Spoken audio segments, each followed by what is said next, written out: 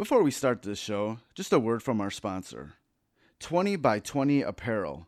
Founded in 2015, 20 by 20 Apparel brings original tributes to pro wrestling's classic arenas, moments, and events. They look to spotlight the bloopers, bleeps, and body slams along with the biggest, smallest, strangest, and strongest that pro wrestling has had to offer.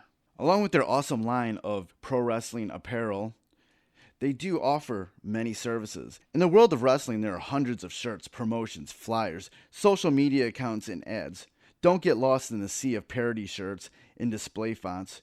They can provide professional graphic design services at a reasonable price. 20 by 20 also hand screen prints all the tees in-house. If you would like to discuss possible run of tees, posters, koozies, foam fingers, or whatever, drop them a line. Go to 20 by 20 Apparel. That's the number 20x, the number 20 apparel.com. Now, let's get to the show. Fresh is the word. I'm Jim Duggan, got long wood for plenty hoes. I keep it fresher than fresh, but you already know. You suckers bummy, I'm money, I got a ton of flows. My weed loud like a motherfucking thunder roll. Your shit quiet like you ballin' on a budget though. We see your kicks and we laugh and yellin' what are those. You see me shining like a suit on puffy. You know my grindin' shit is too strong, buddy. That's why the dude call money. I be stuntin' like it's nothing at all. Cause it's nothing to me, it's probably something to y'all. Trying to smoke like me, then come and fuck with your dog. Got a closet full of kicks, you can't cop it tomorrow. And I'm fresher than the freshest, you can tell it's in my essence. Bitch, you see the way I'm rapping, yes I do this shit to death. Until I'm running out of breath, or tell somebody cut a check. But either way you know it's fresh, and either way you know it's fresh. Fresh, we fresh. Fresh, fresh, goddammit, we fresh. Fresh, goddammit, we so damn fresh. Welcome to the Fresh is the Word podcast. I'm your host, Kelly K. Fresh Frazier. This is episode 95. This is the final installment of interviews recorded at the Detroit stop of the Vans Warped Tour. This episode, my guests are Sydney Dolezal and Alex Snowden from the Arizona-based rock band Dollskin. Already wise beyond their youth, with all the members being only of 18 or 19 years old, they have a sound that varies from punk, metal, and alternative. They released their debut full-length album, Manic Pixie Dream Girl, in the summer of 2017 and have been turning heads ever since. During our conversation, we talked about their experiences on the Warped Tour, what it means being the only all-female band on the tour, the need to progress the amount of women in music while still trying to just be known as a band, having their parents on tour, and dealing with enjoying their youth while being a touring band, among other things. Now let's get into the interview with Cindy and Alex of the band Dollskin. All right, great. How's the Warped Tour been for you? It's been quite the experience. It's a huge honor to be a part of this and to be a part of the whole entire last summer ever. It's an honor, and being the only all-female band on it is a double-edged sword for sure, but it's definitely, it's amazing being a part of this. When you look at things like that and you're the only all-female band on a tour like that, and like you said, it's a double-edged sword. Yeah. How do you sort of deal with that when you're like, okay, it's cool, we're the only female band, but then you're like, Yeah. It's definitely, we're the only band. Yeah. It's a lot of like, I don't know. It's like, it's disappointing that we're the only all-female band, but at the same time, it's like, to have that title is really cool, and to have shorter shower lines is really cool. Yeah, we'll never complain about that. Yeah. It's definitely finding your own happy medium between the fact that it is very cool, that we are the only all-girl band out here, and then that it's not that cool that we're the only all-girl band out here. So, it's appreciating both sides of it.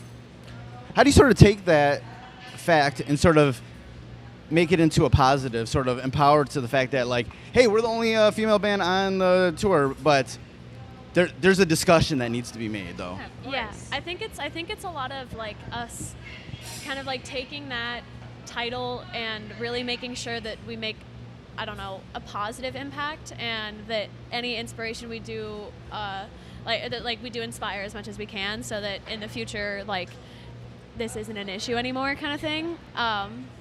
I don't know. There's no more Warped Tours, but I think that future festivals and other tours and stuff really need to kind of like take a step back and understand that like the fact that we're the only all-female band on this is unacceptable. But it's also, like I said, we have to, I don't know, take this as an opportunity more than anything. Yeah. Yeah, these days there's more and more all-female bands that are sprouting up every day. So it's like it isn't the thing anymore where like, well, there just isn't any bands. It's like, yeah, there is, you're just not looking. You gotta find them. Yeah, they're out there and they're amazing. And we ourselves have, every single day, there's at least 3 bands worth of females that come up to us and they're like, you inspired me to start doing music, you know? So it's like, they're out there and they're either just beginning or they've been doing this forever. And it's like, I don't know, it's definitely, there's more and more females that are a part of all of this, and I don't know, they need to get recognized, and I think it's starting. It sucks that like so many of them are so under the radar, you know? The fact that you do have to look a lot harder for them. Yeah. That's a negative, but we do think that's going away. You know, we're doing our part to help that. How is Dolskin able to get to the point where you got noticed to be on this Warped Tour? I think it's a lot of, you know, I feel like no matter who you are, it's a matter of who you know. And being, you know, right place, right time kind of thing. Yeah, taking all of the opportunities you can, saying yes to everything kind of thing. Like, our manager and our label have gotten us so many opportunities that, like, if we were to have said no, like, that's kind of, that would have shot us down, you know? But the fact that we do everything we can to get our name out there, you know? We're doing all of the tours, we're doing all of the shows, you know, we're playing with bands we don't fit with, we're playing with bands we do fit with, so that one day we can have a choice, you know, we can have more of like a we'd like to tour with them or with them rather than we're just taking anything we can get. I was going to say, like, Dolskin specific, before, it was a couple months, I think, before this Warped Tour lineup was announced, a couple months, maybe more, I don't know, but we were featured in AP magazine twice, I think, so, you know, kind of a right time, right place kind of thing, that we showed up in AP magazine as Warped was being put together. So, you know, that was a big push. Right. Yeah. How do you sort of deal with that argument where you're trying to sort of progress the women in music thing, but then you also have that thing where you're like, I don't want to be known as a female-fronted rock band or a female band. I just want to be a band, you know? Yeah. How do you sort of balance that? Oh my gosh, it's definitely, you know, it's like we want to be known as an all-girl band, but also it's like I never want anyone to say that to us ever again, you know? We just want to be a band. So that's where that balance comes in. I don't know if I have much of an answer, but, you know, it's definitely appreciating the fact that, you know, it's just us out here representing, but... Yeah, I think it's weird, you know, people talking about us as an all-female band, because it's like sometimes they almost talk about it as if it's a genre, you know? Yeah, that's not cool. Being female-fronted or being an all-female band, it doesn't differentiate you in terms of like genre. It's just you have females in the band, or the female is singing, and it's just a different sound, you know? Like, granted, there are people out there that for some reason don't want to listen to female singers. Right. But I think that's because all they've heard is like the pop singers. Yeah. Or Ash Costello, you know, and they don't know anything different. And so I don't know. I think it's a lot of like they just don't hear enough females in the music industry, so that it's almost like a shock thing. I don't know. I think the more females happen in the music industry, the more females are in the music industry, the less of a thing it'll be. You know, eventually it's not going to be like, oh, they have a girl in the band. It's just going to be like, oh, there's a band, you know? You never hear anybody say it's an all-male band. Like, that just sounds weird, but it's the same premise. Yeah. Right, and all of... sounds really strange. Because it's normal now to just be a bunch of guys in a band, you know? Yeah. And it's almost normal now to have a female singer, you know? And I think slowly but surely it's being more normalized that females are in the music industry and we exist and we're just musicians, you know? So. Yeah, I feel like there are some people like, and I'm definitely one of those people that I don't, you know, see it as an extra genre, but it's a style. If I see a woman as fronting a band, I'm like, oh, I'm gonna check that out because there's something that's a point of interest for you. It's a point of interest. There's something that I feel like a woman can bring to a band that some dude isn't. Yeah. That sort of like. Yeah, I heard someone say something the other day that at first I was like, oh, that's kind of weird, but then I thought about it and I was like, oh, this guy in our line came up and he was like, I've always liked female singers because I've always felt music is a sort of sensual thing, and as a male being attracted to females, like he really likes listening to female voices because of that whole experience for him, I guess, which I thought that was really interesting. I thought it was really weird at first, and the more I thought about it, I'm like, that's actually a very cool perspective. But it came across kind of strange, but Yeah. as it settles, you're like, oh no, that's cool. Yeah, it's definitely, I don't know, I see where people are coming from when they're like, I don't like female voices, because they're so used to just hearing male voices singing certain things. I don't know. Just like I said, the more females are in the music industry, the more normalized it'll get, and the more it'll just be musicians, Well, there's some women that can rip on the vocals. Yeah. You don't even know that they're a woman. You're like, Sharptooth. yeah. I interviewed her today. Yeah. Yeah. She, like, one of the first times I heard them from like across the park, and I didn't know it was a girl singing. I had no idea until I heard her talk, and I was like, oh, that's a lady. That's a lady. Hello, Sharptooth. Nice to meet you. It's crazy. It's crazy. I don't know. I love that. Like sometimes it's hard to tell. It's kind of fun. Yeah. When you're out and about on tour, meeting fans or whatever, what is like the normal conversations you're having with your fans?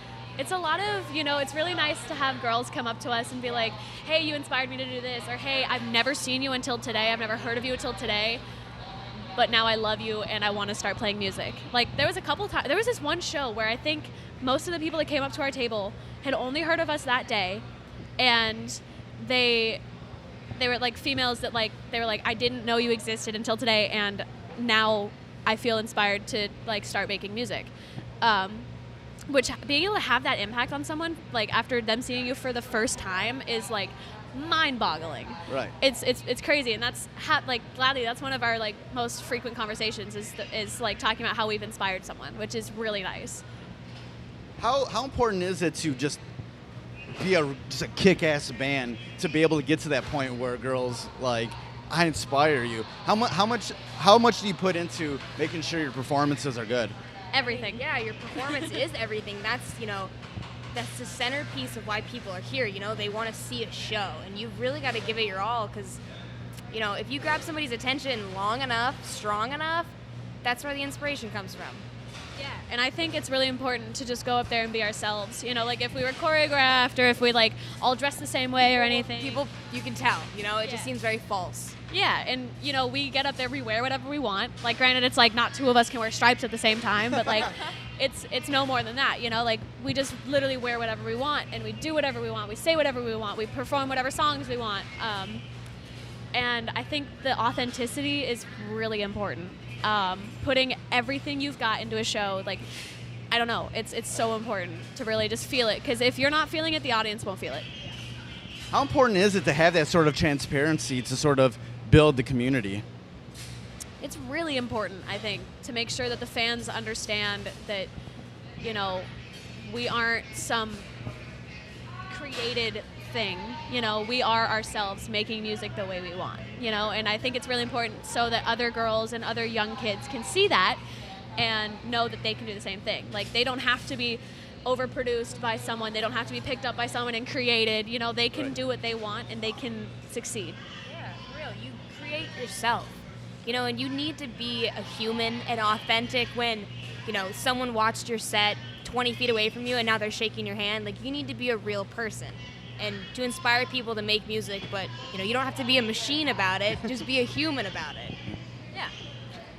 How do you go about like sort of demything any sort of thoughts that people have where like they might think you guys are a gimmick or put together by some corporate entity? Like how do you sort of demyth that?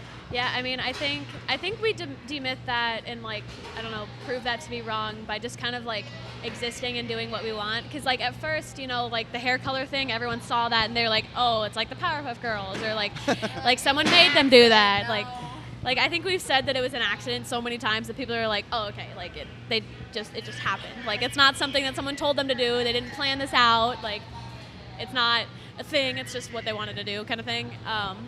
and then we rolled with it, and now we're kind of like, I don't know, making it a Everyone's, thing. like, slowly adjusting elsewhere. So Yeah. we're hoping that like, oh, is the hair color? Was that like? Did you guys plan that? We're hoping those questions start to go away. Yeah. But yeah, I think by just being the most authentic versions of ourselves, not only on stage and with our music, but like in our personal lives, like on social media and everything. I think it's really important that we are staying true to who we are and like not wavering from that. How long has the band existed? It'll be 5 years this winter. Oh, 5 years. Great, great. Yeah. Does it feel like just yesterday?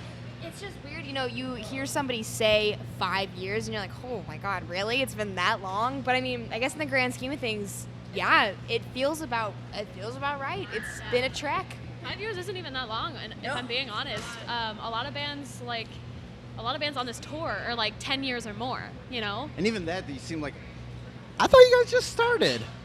Yeah. It's crazy. It's like you have like 37 albums and they've been together for 10 years and you're like, wait, no. You guys, I was seeing you at some crappy show like last year, right? It's like, definitely not, but it feels like it. Yeah. What really sticks out in your mind during those 5 years about where you were at and where you're at now? Wow. Going to Europe. That was a big one. That was like, we really broke through something and we're like, okay, this just got real. Yeah. That was kind of like your holy shit moment? A little bit, yeah. That was definitely, getting on that plane, I was like, oh my God, we're going to Europe to play shows? Yeah. That was crazy. I think getting invited to do the whole summer of Warped Tour was kind of like a big, like, that was very recent, but like it was a very big moment in like my life and in our career that kind of was like how to tell that we're going somewhere now and that like this is getting really real really fast. What was everybody doing when this band started? Going to school. Being 13. Yeah, I was in middle school. I was in 8th grade. I didn't even realize you guys were that young. Yeah, I mean, I just turned 18 last year. Alex is 19. Our drummer's 21. She's the oldest. Yeah. Wow. So we're really young. We've been a band for 5 years. We started when I was 13. We started touring when I was 15. So, Crazy. yeah. How do you like just deal like being a band touring when you're going through being teenage girls? I think I don't know anything different. So That's kind of, yeah, I mean, Yeah. that's true. It's being honest. We Yeah. don't know much else. yeah, I mean, it was really weird, like leaving high school, like going to physical high school to like tour, because like I don't know, I was seeing where all my friends were going, and then seeing where I was going, and really thinking about that kind of like messed me up a little bit because I was like, this is really weird. Like this is not normal. Like I should be going to school. I should be like hanging out at parties all the time. I should be doing this or that. Like. But I was busy doing this, and like all of my friends were like, "Hey, Sid, come hang out," and I'm like, "I'm in Kansas. I'm sorry, I can't." It's been weird growing up on the road, definitely. Like growing up in this lifestyle. It's like people might think that like it might mess you up as a kid, but like Maybe it does. We'll find out later, yeah. I guess. I mean, I think that we all have such like strong support systems behind us that like it's been really healthy. Yeah, I think in prior eras, like kid actors, kid musicians didn't have support system. They were being used, they were being abused, Yeah. sexually abused. There's all sorts of things that were going on. And I think a lot of that has gone away, and Yeah. people know to have that support system. Yeah. Oh yeah, I mean, our families alone, there's no way we could have done this without our parents all being so into this. Yeah, you our know? parents are our biggest supporters. Like they even go on the road with us still to this day. We're all adults now, and they still come on the road I with think us. they just have fun with it, and they just kind of want to hang out at this point, but Yeah, yeah, it's nice. What does like your friends and your peers think about all this, especially when you guys first started? Honestly, like I have some friends that I've made more recently than others, but like my older friends, they're all just like, "Hey Sid, when are you gonna be home?" Like they don't really see me as anything different. They're just like, where'd my friend go? You know? They're like, I don't care that you were in Europe.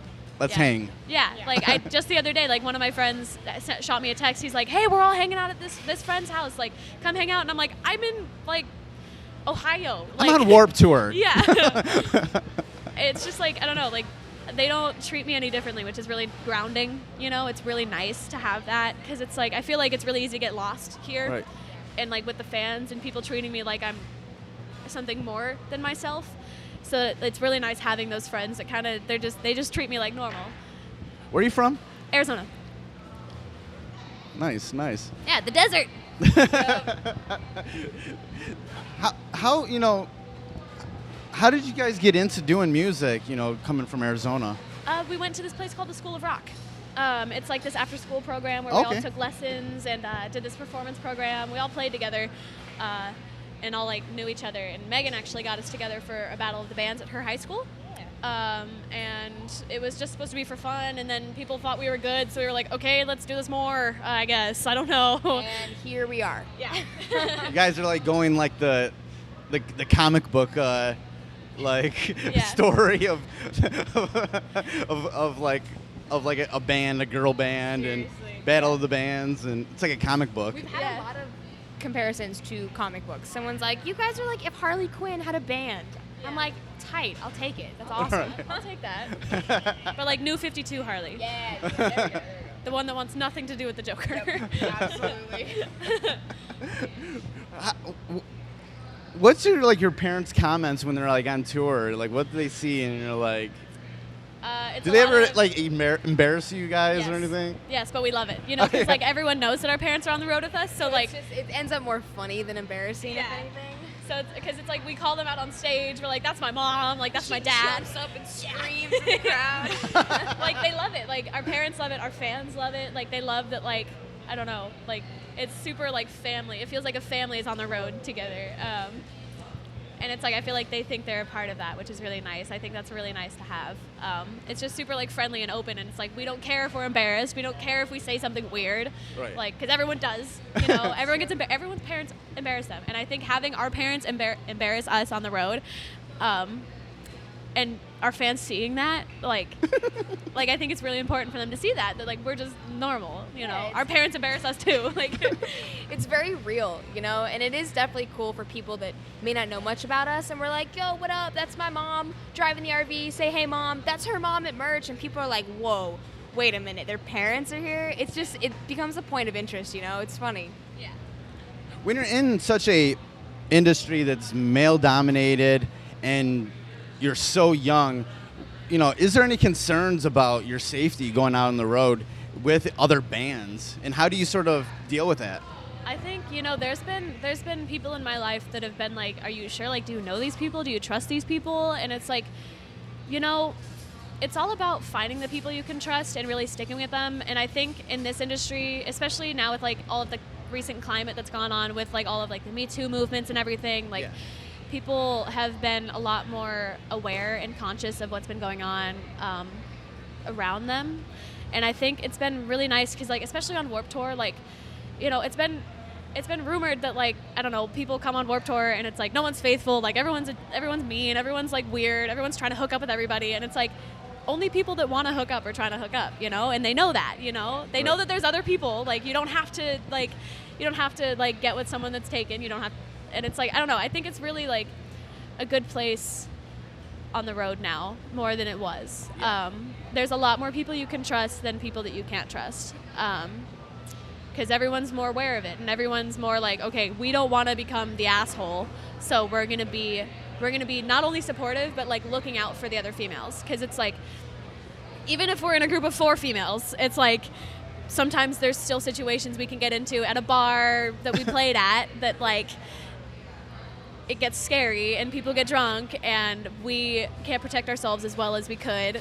So one of the other people on the tour can come and like help out. Like they know that like they're allowed to come help and that they know that they can. And I think not only do they feel like they can, they feel like they have to, which is like, it's really nice having more support around us. Allies, yeah, for sure. Whether it's like those, being on tour or just sort of progressing that idea of the woman's spot in music, how important is it to have those allies from the men in the industry? It's so important because I feel like as a woman in the music industry, not only do we have to outplay everyone to get recognition, like we have to have support from other people. And because like we can't, if we put an all-female tour together to support other females, it's like people are going to look at it as a gimmick.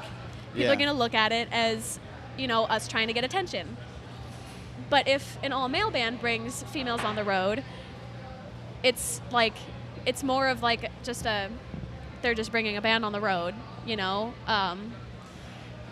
Or it's even on a better note, like it's seen as them trying to make a difference in bringing more females on the road, which is really important because they have more of a platform at this point. There are like big females in the industry, like New Year's Day, In This Moment, stuff like that. But like, there's so many more male bands out there that if even half of them started taking at least 2 more females on the road at a time, like the music industry would be so much more saturated with it. Make a huge difference. Yeah. Right. And it's like the more of those dudes that become allies, the less dudes there are out there being assholes. Yeah. So Because once they see that it's cool to bring females on the road and just bring other musicians that are more diversified, like, follow suit, copy it, you know? Yeah. Seriously. yeah.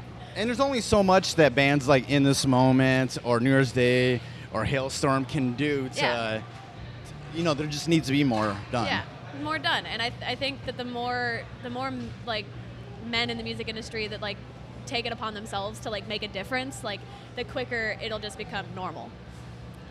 How do you, as a band, sort of deal with your physical health and your mental health when you're touring? You know, we're still figuring that out.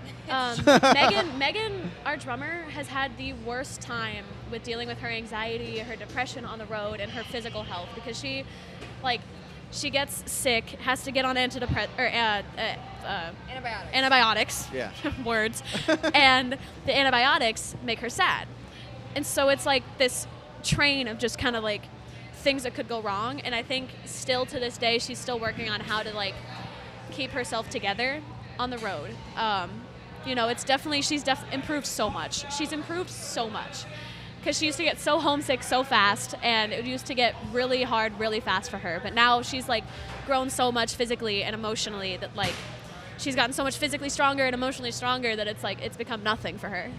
So How do you feel like that you two have grown, as a band, as just people being in this band over the past 5 years? definitely teaches you in very sly ways. Being in a band throws a lot of life lessons at you, just being more tolerable of other people, being able to learn and live with other people. I had this guitar teacher that he was applying it to actually playing guitar, but it's, this note he wrote on this bag was, learn from everybody and follow nobody. And I feel like, living with a bunch of other creative individuals, definitely you learn from them. And you also learn to thrive as an individual. So however you want to take that.